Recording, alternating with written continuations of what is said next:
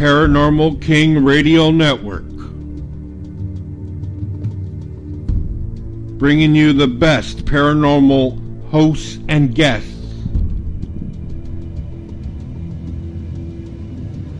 Bringing you the best paranormal shows and features.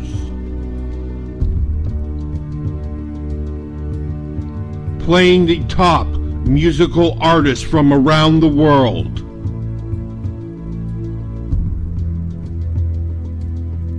Paranormal King Radio Network.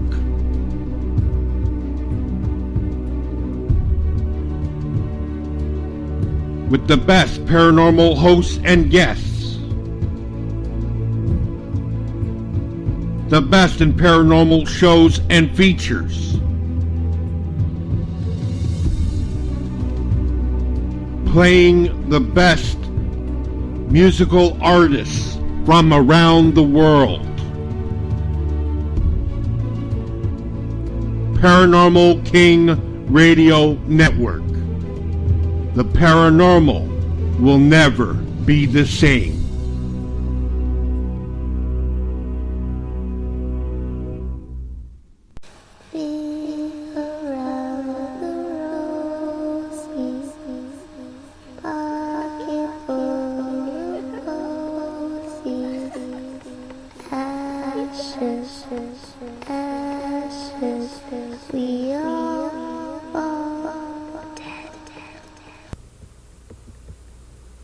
My name is Stephen Urcantello, founder and lead investigator of Superior Paranormal.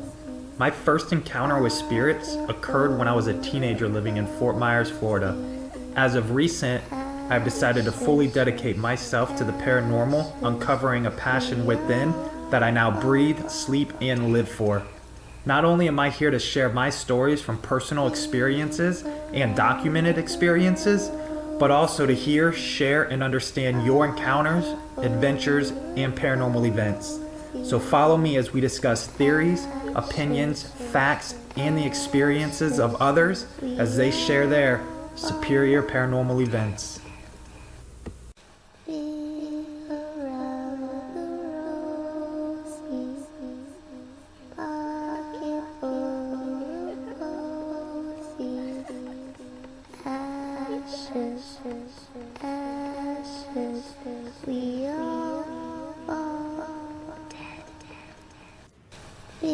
Good evening, everybody. Sorry about the delay on that. Just had a little bit of technical problems. But I do want to thank everybody who's joined in right now, listening, and also in chat, everybody who's in there.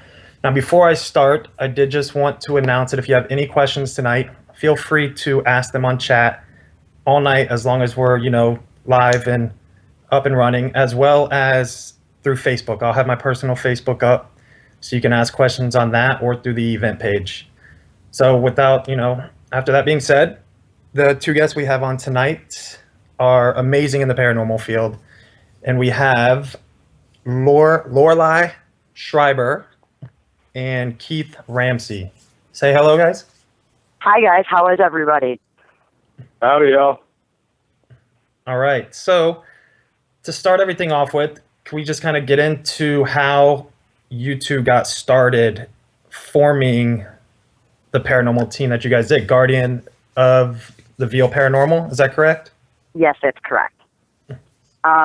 Well, it began, Keith and I started working together in spring of 2013, and we quickly realized that we had some type of, it just meshed really well. Every investigation we started to go on, it was more and more evidence. It was getting pretty intense, and that's basically how it began. Keith, what do you think? What would you like to say? Yeah, it was real intense. From the moment we arrived on a bridge to going into a cave system to working our way from Kentucky through Nashville into Huntsville, Alabama. We just found places to stop on the way and investigated on the way into Huntsville from Kentucky, and once we go to listening back to everywhere we'd been, we realized we got some pretty outrageous stuff that we could not deny that we had some kind of connection in the field to do this. And Right. go ahead. Oh no, I was just agreeing, and you know, I had never experienced that before with anybody else. I've been doing this, since I was 18 years old, investigating in the paranormal since 15. Keith, basically the same, was in this his whole life as well. And we've both worked with many other people throughout the years and discovered with each of us that with each other we had never had a better teammate or experience as much as we did with anyone else. Which is good. That's really hard to find that compatibility with somebody syncing just physically, mentally, just, everything to be that phenomenal together. It's hard to do, especially in the paranormal. Mm-hmm. It is. Well, that answers a question actually from Tracy, because Tracy was curious as to how many years have you both been into the paranormal. And I know that, Lorelai, you just said you were about 18 years old? Yeah, I've been investigating for about 22 years and got into the paranormal at about the age of 15 as far as research, studying every branch and also history, anything that would connect to the paranormal and help with investigations and trying to figure out what was happening to me in my personal life and around me with experiences. Mm-hmm. And what about you, Keith? How long have you kind of been into this field? Or just experiencing normal? As far as investigating around the age of 18, but I've had extreme experiences since the age of 5, which I didn't know what was going on until later in my teenage years. Mm-hmm. I started having experiences at 5 with visions. At 9, I gained ability of sight and hearing, and at 13 I had a near-death experience that was pretty shocking, disturbing, and I went to my mother after that and found out that she had the ability too, and not only her but her mother before her, and also on my father's side, his mother had it with visions. Mm-hmm. And my great-grandmother on my father's side had the gift of laying hands and healing people.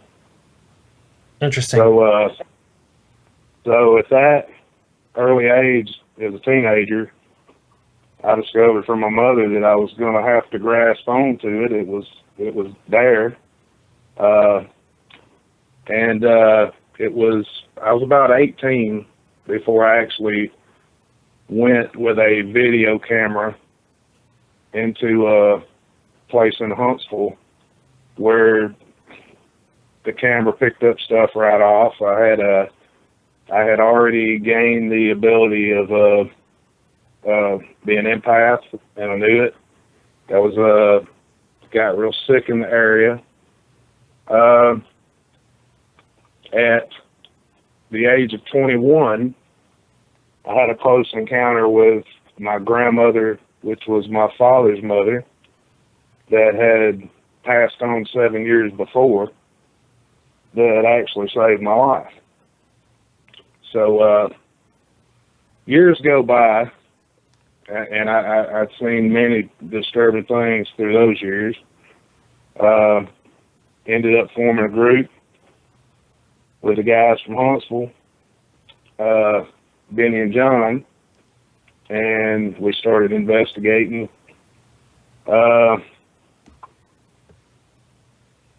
And a lot of things happened with that, but that's where the music ended up coming in. I experimented with using music and found that was my tool to use outside of all the modern day gadgets. So what kind of, when you say music, do you play the guitar or just really any type of instrument that you can take out there to the investigation? I'm a singer-songwriter, guitar player, and which, yes, I do bring other instruments, but that I can't even play just to try out. Just So, Yeah, that's we've like brought what flutes the to investigations. Yeah, I was actually that's going to what ask I'm about to say. That's where I break out something like a flute, and Mhm. and Lori's capable of using that instrument, so turn her loose on that, and we've gathered some good evidence from that, especially here in Huntsville, Alabama, where it was so populated with Cherokee and Choctaw Indians. There's a question that just came in through chat about the music from Darby. She says, "How do the spirits interact with the music?" Well, I can say we were just talking about the flute experiment. Keith had given me a wooden flute, just an old, wooden type thing, and we were in the Paint Rock area of Alabama, which is pretty mountainous. It's the Cumberland Plateau. We were up there on some private property of friends of ours doing an investigation, and I was in the middle of a field on the plateau. Keith was about approximately 4 city blocks away from me at the time, so I was pretty much isolated in the field, and I just started playing the flute. And we received one of the best EVPs that we've ever captured, Class A, of what we believe is a Native American man, and he is speaking in Cherokee language, which I don't know, Keith doesn't know. So we wound up having to research the words, and sure enough, it came out to mean sacred land. Oh, wow. So, yeah, when we discovered that, that was when we were like, okay, this is working. And Keith has his guitar, and doing other investigations, he breaks out his guitar, he starts to sing. And in my personal opinion, it seems to me that they're really drawn to that. It's almost peaceful to them, where they feel more welcome, they feel invited. It might bring them a little bit of joy, considering their situation. Keith, that's basically my feeling. I think Keith would agree with the same thing. Yeah, that's definitely, it makes sense. I mean, it does make perfect sense. These questions are just kind of flooding in right now. So there's one here from the Worldwide Paranormal Society. They say, question, it's getting away from me. Have you two ever came across an investigation that was too much for you to handle? Absolutely. That you did together? Oh, yeah. That question is really strange that it came in. How about it, Keith? This just happened to us. I'm not going to name the place right now, but a few weeks ago, 2 weeks ago, when I was down in Huntsville, we did an investigation, and it was the first time in 22 years that I had to walk out of an investigation. I was physically attacked, not internally or mentally, but physically, bodily, and we had to leave. What happened? I was, put it in shortest terms, I guess. How about it, Keith? I was scratched violently from my neck to my right shoulder, down the middle of my back to the left lower rib cage, very deeply to the point where it almost started to bleed through 4 layers of clothing. Jesus. And I've never experienced that in 22 years of doing this. And I've been in some of the most haunted locations, around, and never have experienced that. And I knew when it was enough. And Keith looked at me and said, yes, we need to leave now. Did something like that happen to you during that investigation as well, Keith? Something similar to that? No, I had feelings there of sickness, but no attack physically.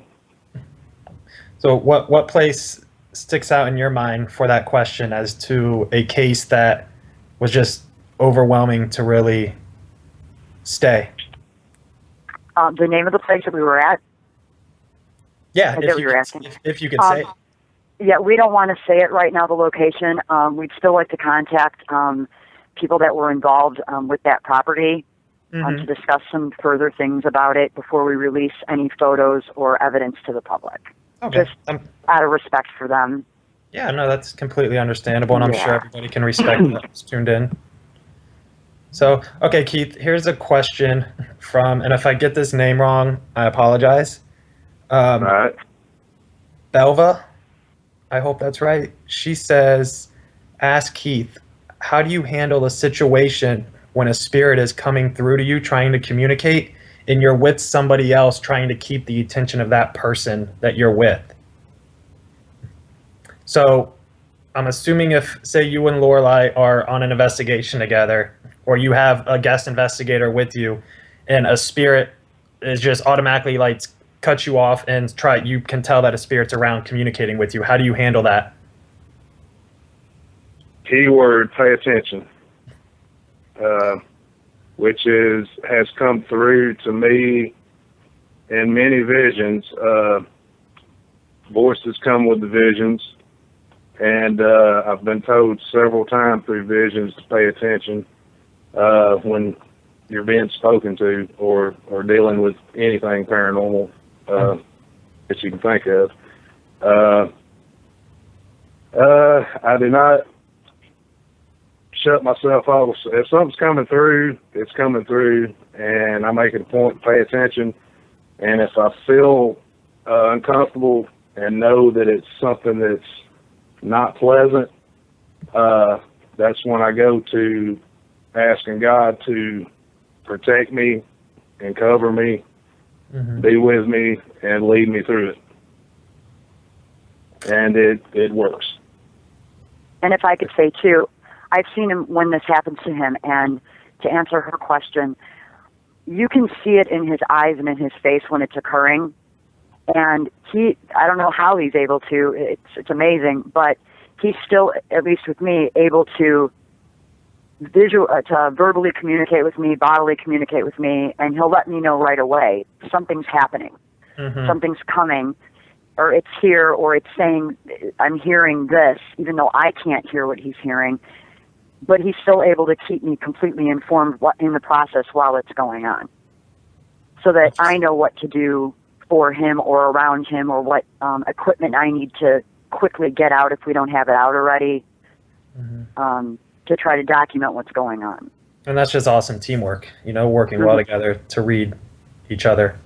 Yeah. There are a couple more questions, and then we'll kind of... That's a great thing to have. What's that? That's a great thing to have. If you can find another investigator to have that with, that's the greatest thing you're going to find in this field with working with somebody. Oh, absolutely. And it's very rare with a lot of teams nowadays. So, yeah, you two definitely have something. Yeah, definitely. Now, this one's from Amy, and this one is for you, Lorelai. She says, what is your opinion on the ghost box? Does she think that it is an effective form of communication with spirits? Why or why not? My opinion on it, we have used it in the past. I think it's a wonderful tool for people that know how to use it. I have nothing against it. I think, I've heard some great responses from people that have used it, people that are personal friends of mine that I know aren't overreacting or faking evidence or things like that. With myself using it, I don't own one, and I don't use one. There's only one reason for that. I'm a little jaded or spoiled, I guess, when it comes to raw EVP, because I've had such amazing experiences and amazing evidence with just raw EVP. I'm kind of spoiled. So now when I use the ghost box, it's like, yes, it's communicating, and I can hear that. But there's that part of me that's so, it gets kind of anxious, or like, I want to hear their voice. I'm so passionate about hearing who they really are. Yes. You can't hear personality through a ghost box. You can't hear pain or joyfulness or sadness through the ghost box. That's true. Sorry, go ahead. Oh, no, go ahead. I was going to say, isn't a ghost box... I've personally never used one because I think a spirit box and ghost box are two separate devices, I've been told. So Right, correct. A ghost box is just like a monotone computerized voice that comes through, right? Right. Well, I believe so, yeah. One of them is where it's the radio, like the broken radio that goes through.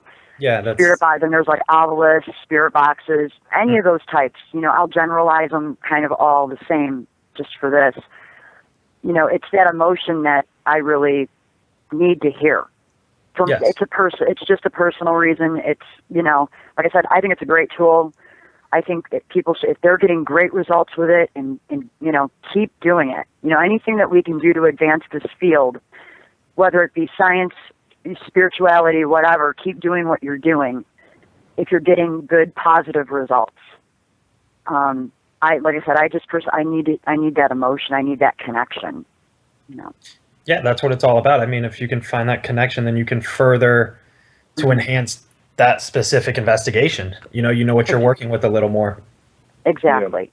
So here's a question for both of you. What's the hardest part about being a paranormal investigator? Keith, you want to go first? Oh, the hardest thing. Well, dealing with the being an empath, the emotions, being in a place and feeling feelings that are left behind there, not left behind, but still there. I've dealt with a lot. That's been the hardest part for me, is dealing with the emotional stress of it and the drainage of what it can take out of you. Yeah. I have to agree with that too, as well. That is pretty rough, because I know I've had, I guess you can call them paranormal hangovers, for days and days later. Oh yeah. And definitely not fun, especially if you get, an attachment or something, then, it can mentally mess you up. I've done some where I become so depressed afterwards that it's really just felt like I was hit by a train. Yeah. Yeah. Mine would know have what to you're be. talking about, though. Go ahead. Oh, Sorry. yeah. Oh no, you're fine, Keith. That's how me and Keith are. We just cut each other off all the time. We know what we're saying. We're used to it. For me, the hardest part I'd have to say is when I do get something, and EVP is kind of like my area, and research. I'm a huge researcher, and before an investigation, Keith can tell you, I will do weeks of research on the location, to the point where my brain is ready to explode and I can't dig any deeper. Because we believe that if you don't know the place you're going to as much as you possibly can, you're not going to be able to fully get everything that you would like to find out. Because, say you're going to a building and all okay, the people tell you, there's a woman ghost and her name is Billie Jean and she was killed by her husband. Well, that's not good enough for me. So I will exhaust myself with research to find out more. What was there before that? Why did he do that to her? What was her personal life like? I get very personally connected with these cases. Well, so I'm already... Go ahead. Go ahead on. No, you finish your story. I won't forget, I promise. So I personally get too attached. Then once we're in and we do the investigation, I already know all of these things, these personal things about these people or the land. Then we get evidence, and I'm going over it, and say I hear the voice of Billie Jean, and she's distraught or something like that. And I get very emotionally affected because I feel like the pain that she's going through, or the emotions or whatever, and that's the hardest part for me, is the attachment that I have to them, not that they put on me. Yes. Now, do you think learning too much about a location firsthand can help influence the evidence that you capture because that's what you're wanting to hear? Yes and no. I believe that in certain situations, you can psych yourself out. Like they say, there's knocking in the house, and then you start to hear knocking in your head. But you can't argue with. Me and Keith are very much. We have many personal experiences on these investigations, but we like to put out there only what we capture on film, on audio. That is what we put out. Okay. So unless it's visually seen or audibly heard, we're not going to be influenced. We're not going to say, something that, isn't really there, and yet we've never had a problem as far as with doing too much research. It's benefited us in any way, our team. And I've listened to the evidence that you guys capture, and it is pretty Class A without really even having to enhance anything. Right. So yeah, it's all raw. The only thing I've ever done with any of the EVPs that we post is I'll amplify if something's too quiet, but I don't do any noise removal or any kind of level or equalization to it. Mm-hmm. Now, Keith, there's a question in chat. I know that you were talking earlier about how you have the abilities in your family, and you just, over the time grew up with the abilities that you have. So this question says, can you ask the guest, this is from, I apologize if I get the name wrong again, Rudy or Rody. I'm sorry if I got that wrong, but it says, can you ask the guest if they think all people can develop abilities? So can you basically just train yourself to gain the abilities that, say that you have spiritually in order to talk to these spirits, the visions that you have or things similar to that? I think I feel that some people are just chosen for that part. It's like there's creation.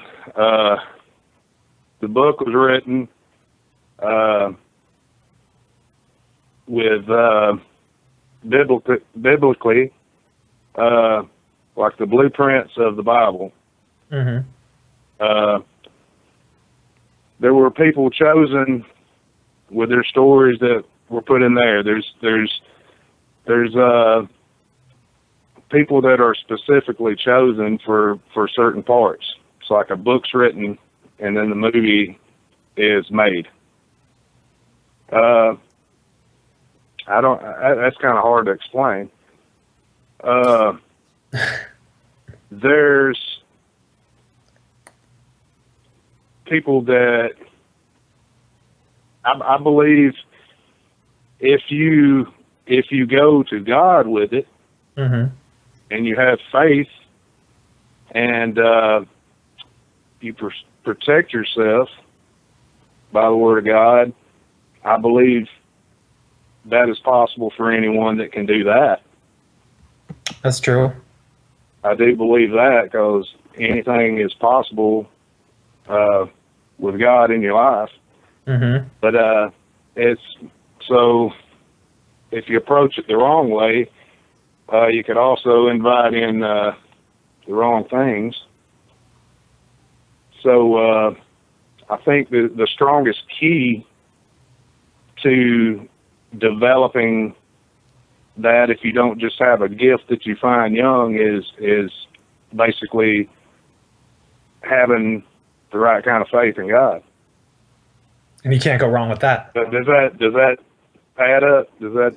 It makes perfectly good sense to me. And the people in chat they're agreeing with it, with the ability type situation. So I mean, it adds up to me. So I'm sure Lorelai can agree to that. Absolutely. So now I have a bunch of questions here, so it's hard to just ask them all at the same time.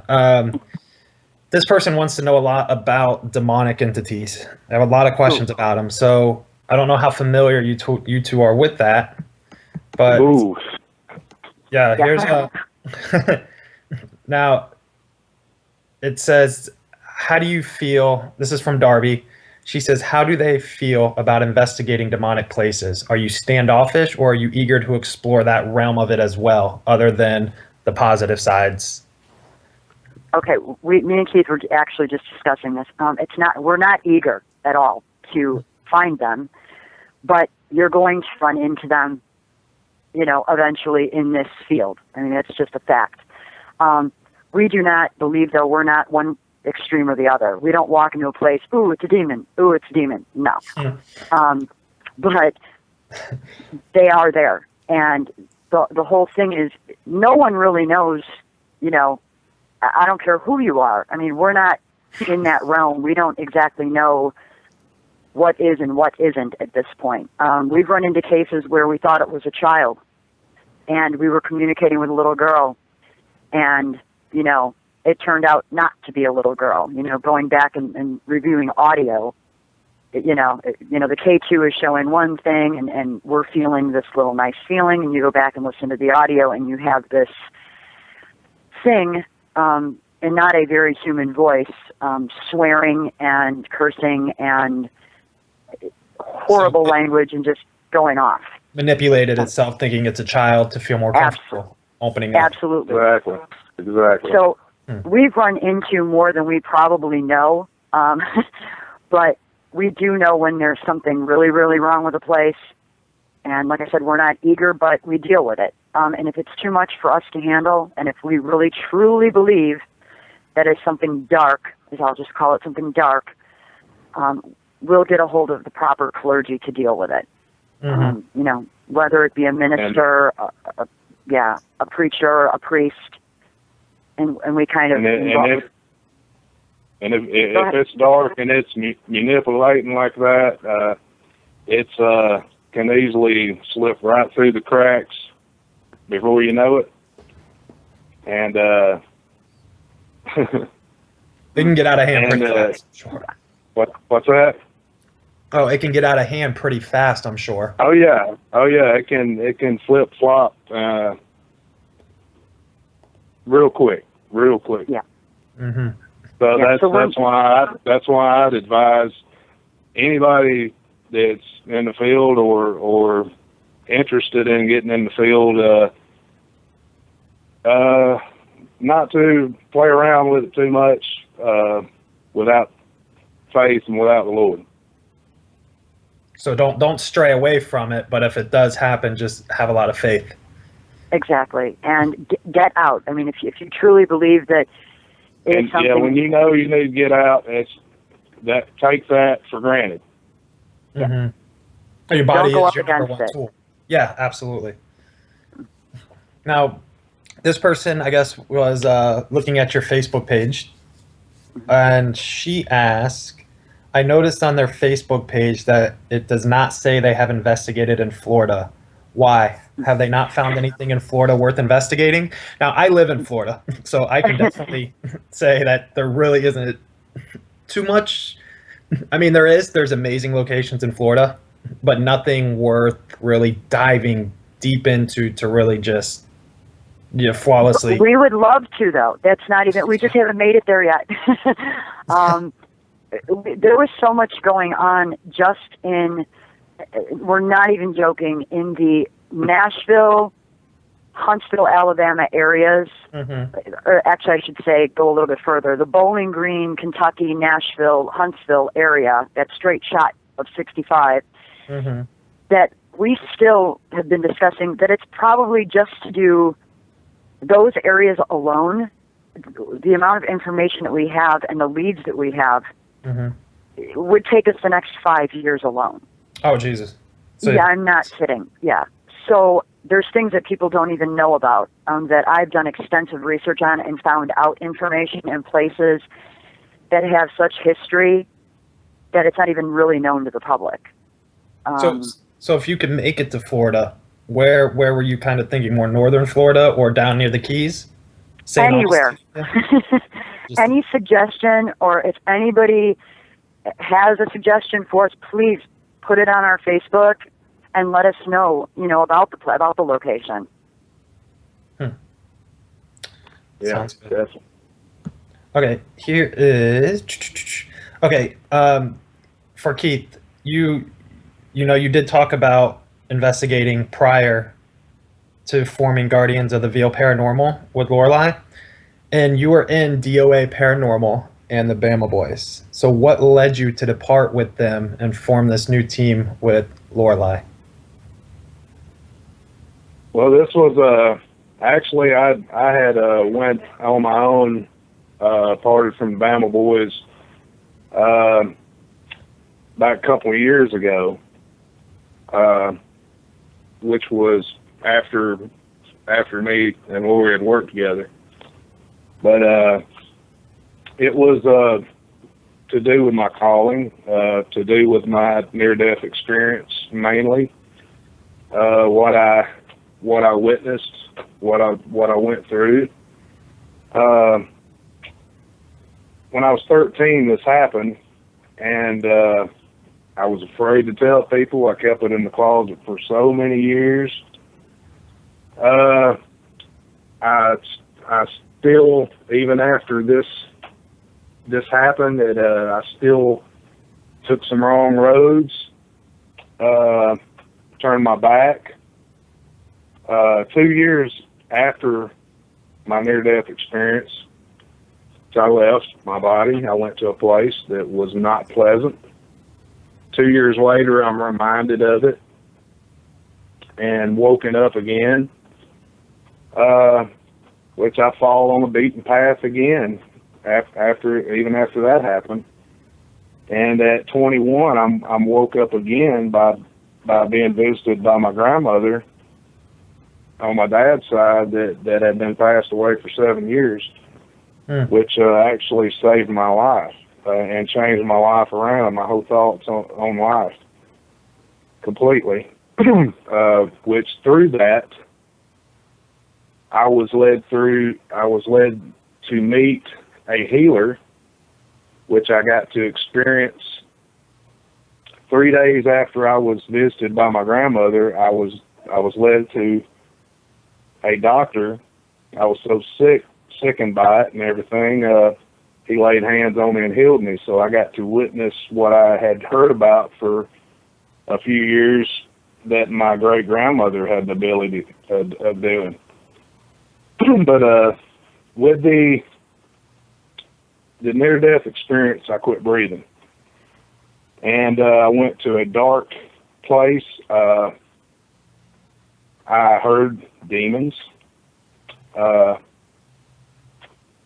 Spoke to me, broke me down, the worst feelings you can imagine, loneliness, emptiness, guilt, and questioning. At 13 years old, why am I here? What did I do to deserve this? And they laughed at me. I heard music while I was there, and which all comes together later in life. I end up using music as a contact, but that had to do with the music has to do with vibration.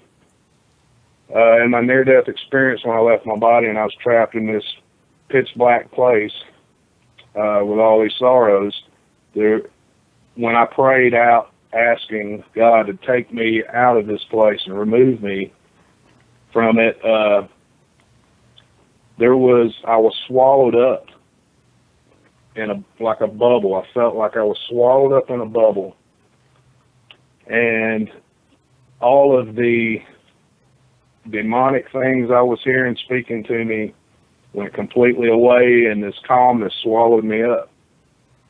And I heard the voice of God spoke to me. And as I'm begging to be released from this place, he said, when he starts speaking, it's a vibration, and I've dealt with this ever since. That's where it started, but never as heavy as it was there. With every word he was speaking, my soul was vibrating more and more rapidly. And he said, you are going back. You have another chance. You'll be one to tell the world of this in me. And that's the point where I start seeing through my eyes again, slowly.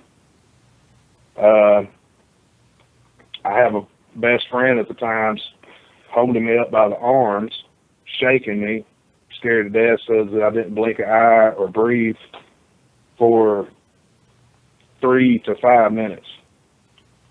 And when I was in this place, it seemed like it was a lot longer than that. It wasn't that short a period where I was at. That was real strange. So that is one of the most disturbing things I've ever experienced in my whole life. in this in my life and in this field. It does exist. I was waiting to be judged. Yeah, I mean, I think that's basically where, when that all started with him, and as the years go by with Keith, it seems like this ability that he, got from all of this, it just keeps getting stronger. Like I said, we worked together in 2013, and then I had a chronic illness develop, and I'm better now. But in that time that we weren't investigating together, and starting back up now, like we did a few weeks ago, it's even more with him now. I've noticed in 2 years the intense increase with him, with even more being in tune, and that's exactly what led me at the time that I split off from the Bama boys to go on my own. It was I had reached a point. I spoke up for the first time at an event, and this room full of people, and I felt such a great release finally being able to tell people this. And I knew at that point that it's time. I can't turn my back anymore. I've been failing all these years. Mm-hmm. And this is what he told me to do. And I have to do this now because I feel we are time is growing short. And if I got to do anything I can now to get that message out, and hope and pray that other people's going to listen, and like I've been told in visions, simply pay attention to these things. It's time for people to wake up.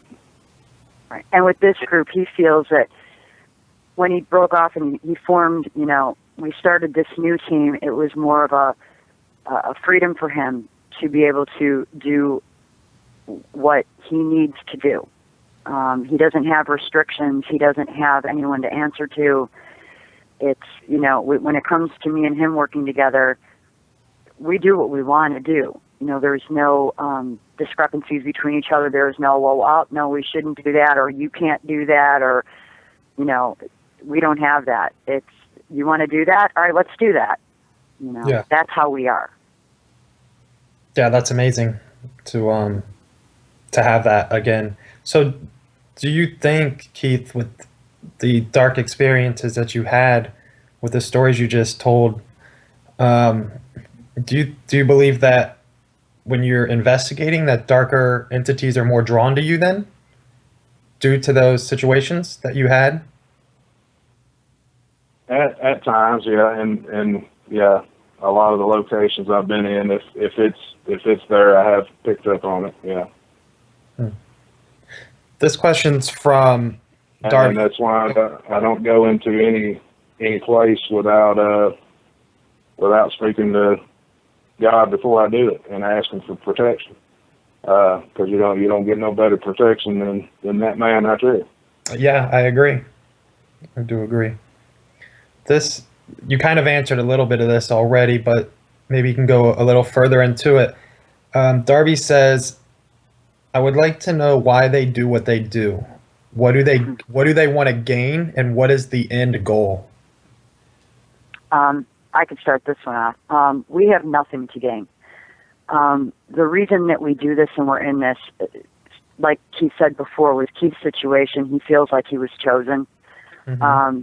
With his abilities. I mean, they come to him. It's not something that he chose. With me, it's partially the same reason. I had experiences as a child, very intense experiences, seeing full-bodied apparitions in my home, hearing voices as a child, seeing things move in front of my eyes. So it's kind of like the way I looked at it. I didn't choose this at 5 years old. you know. And as I got older, I decided I want to know why. You know, for me, and I think I can speak for Keith too. We do this to try to understand why we are seeing this, why this is happening, why are they there, what is causing this, you know, with a mixture, and trying to figure it out with using science and spirituality. Like I like to call it like Tesla and God. That is what I take with me on an investigation. And if you want to say gain something, knowledge. That's all we want is knowledge and peace of mind. You know, trying to just figure out what's going on. Mm-hmm. Yeah, and you can learn, you know, different knowledge from every single investigation. You can even go to the same exact location, but the next day gain a whole complete different knowledge from it. Absolutely. You know, And ask we've done the that. same exact questions. Mm-hmm. Mm-hmm. So, Yeah. whenever in the field of, you know, paranormal investigating, what we do, what do you believe needs the most attention within this field? I would say the young people need to understand. Like I said, we've done hundreds, probably, of investigations, and we come into a lot of places, especially that are, you know, the public. It's a private place. It's private property. You shouldn't be trespassing. We get permission to do these places. Mm-hmm. We go in and we see people that have broken in, and we've heard time and time again from the owners of these places. They've caught, you know, teenagers or young people going in and doing dark rituals, pentagrams on walls, things that they have no idea what they're getting into, what they're opening, what they're doing, and how dangerous it is. And I think, as far as the paranormal goes, that's really something that these young people need to be a little more educated on. You know, if a kid is showing interest in the paranormal, no matter what division of it, they need to be told, you know, and taught and led to understand that this dark stuff isn't a game. It's not fun. It's not toys. It's not entertainment. Mm-hmm. Yeah, and I mean, that's my number one concern anyway. Keith, what do you think? Yeah, it's absolutely. Yeah, absolutely. And it seems easy. It seems like, you know, it's so much easier nowadays for somebody just to say, hey, you know, I'm bored. I'm going to join a paranormal team and go, there's this old historic building down the road. Let's just go smash a window, break in, and pull out our voice recorders. And then they claim that they're investigators with, you know, a couple minutes of reading a book. Right, exactly. And it's beyond dangerous for them. You know, they don't know what they're doing. You know that they're walking in there, and they've got fear in them. Of course, you know, it's normal. You know, you're young, you're old, you know, it's exciting. You're loaded with fear, and we know from experiences, some of these things, whatever they may be, they feed off of that. It makes them stronger, and it's too dangerous. You know, you need experience. You need someone to teach you that is an experienced investigator that knows what they're doing. If you really want to get into this, find somebody to help you learn and to take you under their wing and teach you. Join a trusted team within your area or absolutely your driving distance. Right. And then we have an age thing too. Keith was going to bring that up before. Keith, I don't know if you want to explain with the age limit thing that we have. You go ahead, girl. Oh, okay. We don't feel comfortable with anybody under the age of 21 joining us, even for, you know, if they just want to experience and see what it's all about. Mm-hmm. We feel even at the age of 18, you're young, you're innocent, and that's a good thing. Vulnerable. You know, you're vulnerable. And especially in today's time. Yeah, so even if they're 22, I mean, what if they're, you know, 27 and still quite immature? We agree, absolutely. It really does depend on the person. That's why, for, you know, as long as we have, it's me and Keith. We have Nancy Miller also. She's one of our investigators. Nancy was trained under me. Nancy is in her 40s, and like I am, and like Keith is. And You know, Nancy was even smart enough, even in her 40s, she didn't go out on her own and go, well, I'm interested in this, I'm going to do this. You know, she knew I had been doing it for over 22 years and said, you know, Lori, things are happening to me, and you know, I'm experiencing things. I want to know why. I want to learn this.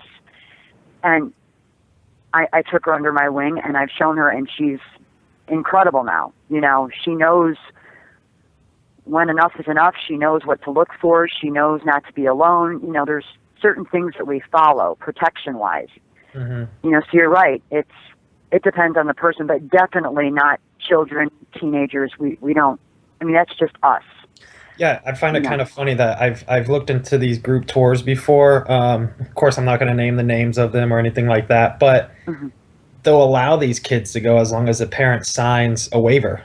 And I've seen them, you know, 13, 14 years old going into these places, and they're actually giving them equipment to use to test it out. And that is the most vulnerable age. I mean, that's ridiculous. Yeah, I believe it's too dangerous. You know, that's the thing. It's like I know if I had a child, and I wouldn't. I mean, look what happened to me over the weekend. You know, what if that was my child? Mm-hmm. You know, you can't protect your child from that. There's nothing that you can do to protect your kid from being attacked by something you can't see. Exactly. And so why it's bad enough that they could be in a situation like that in their own home. If a home happens to have negative activity, why expose them on purpose to a location that could have that? Mm-hmm. You know. So, speaking of the locations and everything that, you know, you go to and whatnot, how do you choose the next place that you go to? Are you usually invited to these locations, or do you seek them out and just base it off of the history, the research, the already documented hauntings that have happened? How does that work? Keith, all of it, wouldn't you say? All of the above? Yeah. I mean, yeah. Some it's like Lori's so good with the research. She blows my mind with it. It's I've never experienced that with anyone else with research, and so we go down that road, and then there's so much that we just find along the trail, because you know, we keep everything on us at all times, and we might just not even be thinking about going on an investigation and end up on 2 or 3 before the day's over. Yeah. Nice. Bonuses. Yeah, going to lunch at Burger King, and all of a sudden it's, you know. We pass something. We pass something, and you know, get the feeling we need to do this while we're here. We break out recorders. We do our investigation. If it's just walking through the park, or walking through the old part of town, or in a certain part of the hills. I mean, all through Alabama here is a lot of mountains. We've just went up through the mountains not knowing nothing whatsoever about a place, and got some of the best evidence we've ever gathered. Up in the mountains? On the spot. Yeah, up in the Appalachian Mountains, where they come into Alabama. Mm-hmm. King wanted to know, he says, do you think investigating cemeteries can be educational? As far as educational, if he's talking paranormal or historical wise, both. I think they're good for, if you're really into history and you really want to learn how to do research, cemeteries are a great place to start as far as that, because it's easy to research cemeteries. Mm-hmm. And learning how to do these things and dig deeper about people, their personal lives, who they were when they were alive. You know, these aren't just, oh, it's a ghost. No, these were people. They were human beings like you and me that had lives, had loved ones. And in that aspect, it's a good thing. As far as paranormal investigating, it can go either way.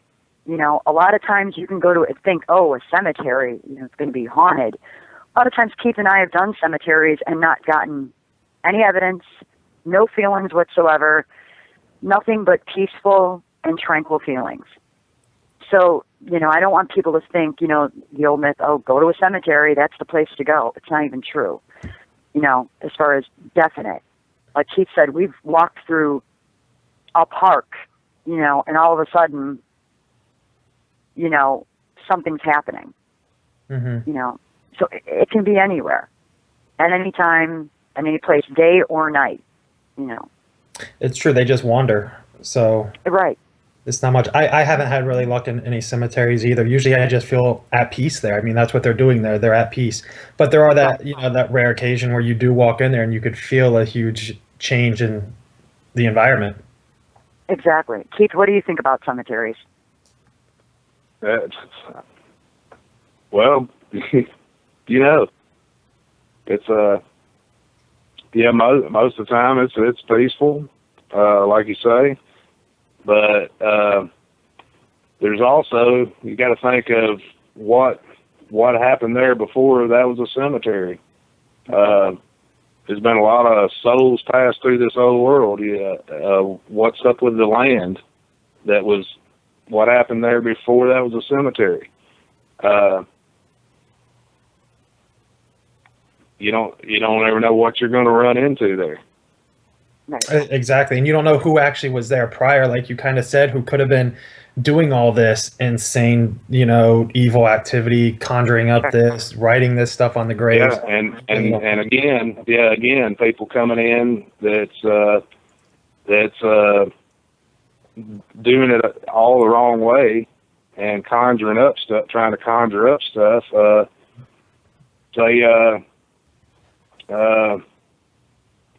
You don't know what's beneath those graves before those graves were ever there. You don't know what was on that land, what kind of, especially around this area. Yeah. You want to tell them a little about Bellefonte? Yeah. We just did an investigation in Bellefonte, Alabama. It's a ghost town. All that's left is a cemetery and a chimney from one building. It was burned down during the Civil War by Union soldiers. There was 100,000 stationed there. And under the order of General Sherman, before they left, they burned it to the ground. But doing further research, I went back further and found out that before the white settlers came, it was actually a massive Native American reservation owned by a man named James Riley. So prior to this being a white settlers cemetery on this hill, it was a Native American reservation, and it was considered sacred land to them. So that's what we're trying to say. You never know. You might say, oh, this is just a cemetery. Well, it's not, in that case. But because I did extensive research, we found out what we were exactly going into before we did. So we knew even walking up a road in that area or walking in the woods in that area, we knew that, this was on what was considered sacred land and to be respectful. Yeah, and exactly. It does that makes good points. We're going to probably have one last question here, and then we'll get off. And if there's anything you two just want to talk about, feel free as well. You seem pretty good at kind of feeding off each other's experiences there, which is awesome. Mm-hmm. Basically, numerous people have been asking this throughout throughout this interview, so I figured I'd save it till last. Is there any place that you two have not been together that you really want to go to together as a team? Oh, there's a bunch. Well, you go first. Go ahead. Well, that's a hard one because we're like I said, there's many. I guess my dream place for me and Keith to be able to go into, which right now would be an impossibility. Hopefully in the future, maybe something could occur. But I would really love to get in. I love New Orleans. It's like a second home to me. I would love to be able to get into the Lalaurie Mansion. Because of the atrocities that happened there and those poor spirits and those poor souls that are there, I really would like to hear what they have to say so that they're given a voice finally. And maybe because of that, they can finally rest in peace and move on. But I truly, in my heart, believe that their story needs to be told from them. And that would be really something that I would love to do. And me also, and that's also something I'd like to join up with some of the old boys with Randy and Kevin and Art on that. Absolutely. And my other choice is for years and years I've always wanted to go to Gettysburg battlefield. Oh yes. Mhm. Yes. I figured. And I'd love to camp there for a few days. Can you camp there? You can camp there on the property? We don't know, but we'd love to find out if we'd be allowed to do that. That'd be great. Yeah, those are the two main places. I agree with Keith. You know, the Lalaurie Mansion with the boys, with Hart and Kevin and Randy, and then up to Gettysburg. Absolutely. That'd be one great week to get it all in 1 week. Oh yeah. Oh yeah. And then knock out all these other little investigations along the way. Oh, we'd never make it home. Get an RV, just make it a whole permanent life.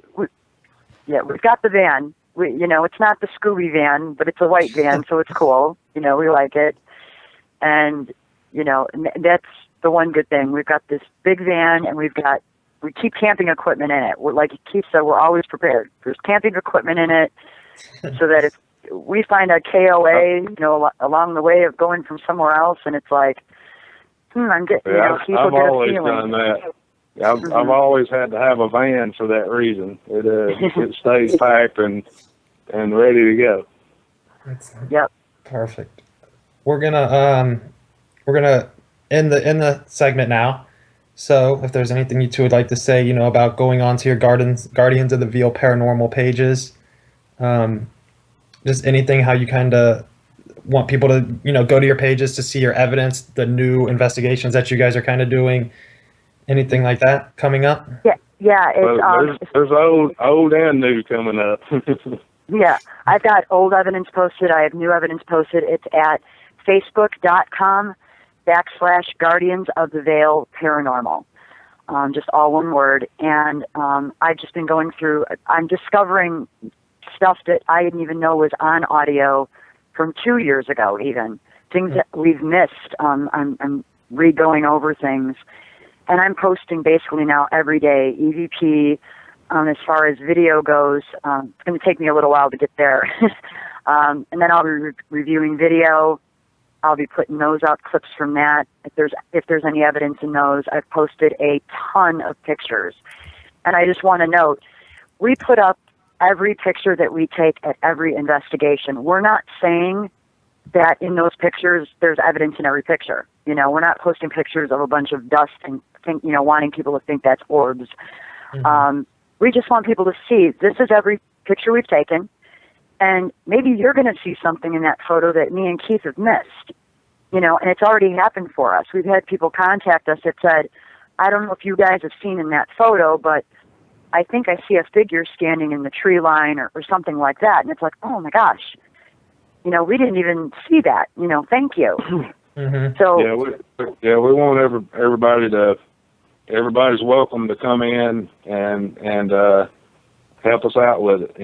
You're invited to tag along and tell us what you see. Right. We want your opinions on those photos. It's not about what we think. We want to know what other people see. I like that. I like that a lot because I know a lot of teams will tell you what they see and then that's it. There's no leeway. It's only what they see. Because you just, you tell everybody this and they're going to look for just that. Exactly. Right. Yeah, same with so hearing. We don't say what we see. We never tell people what we think we might see in one of the photos. We put them out there, and you tell us what you think. Exactly. Yep. Everybody sees differently, and, a million eyes is better than 4, 2, 6, 8 eyes. Exactly. So, yeah. All right, you two. Well, I do want to thank you for coming on tonight. I really did appreciate it, and I loved all the feedback. And I wish we could have got more questions. There was so many of them coming in, and then I had more on Facebook coming in. But, an hour goes fast. So They're more than welcome. Come to the page, and you can ask us the questions there. Post on our page all you want. And we'll answer. We answer everyone back. Awesome. So everybody heard that, that you can go to their page and comment or post there, even in the event page that we have up. That's still going to be running. So if you are on there, feel free to go on there, and then you'll see their Guardians of the VO Paranormal page posted on that for you to go like that as well.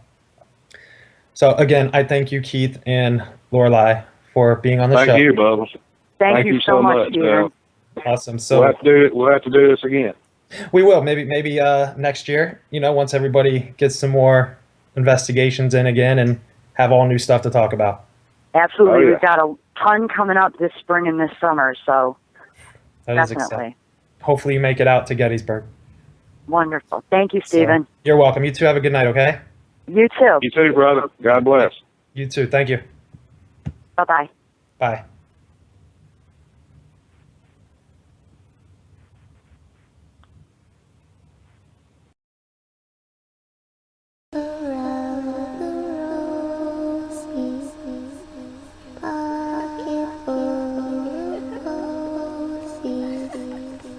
Ashes, ashes, we